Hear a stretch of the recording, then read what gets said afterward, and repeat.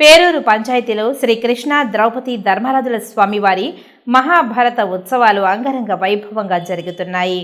ఉత్సవాలలో భాగంగా గురువారం ప్రముఖ భాగవతారిణి మునిలక్ష్మి భీష్మ అస్త్ర నిష్క్రమణ ఘట్టాన్ని హరికథ ద్వారా ఆలాపించారు. రాత్రి ఆలయ ప్రాంగణంలో కీచకవధ నాటకం ప్రదర్శన జరిగింది. ఉత్సవాల సందర్భంగా హరే కృష్ణ నేత్రాలయ ఆధ్వర్యంలో నిర్వహించిన ఉచిత నేత్ర వైద్య శిబిరానికి గ్రామస్తుల నుంచి విశేష స్పందన లభించింది.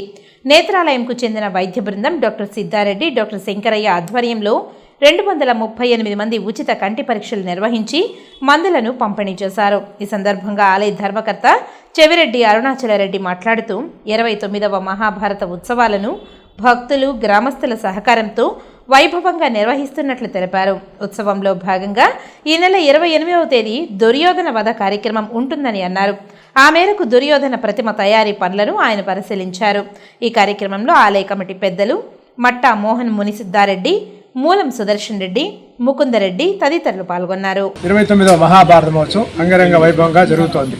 ఇక్కడ స్థాపించినటువంటి 29 సంవత్సరాలైనప్పటికీ అప్పటి నుంచి ఇప్పటివరకు కూడా కార్యక్రమాలు జరుగుతున్నాయి దిగ్విజయంగా.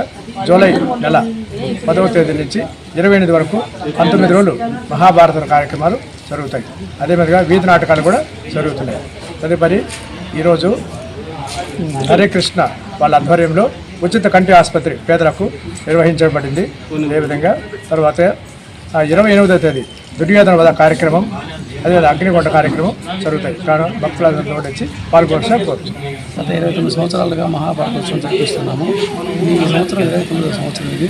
రేపు ఈరోజు కూడా ఈ ఇస్కాన్ టెంపుల్ వారి తరఫున మేము కంటి వైద్య పరీక్షలు చేపిస్తున్నాము. వాళ్ళకు ధన్యవాదాలు. తర్వాత 28వ తారీఖు లాస్ట్ రోజున దుర్యోధన వధ జరుగుతుంది.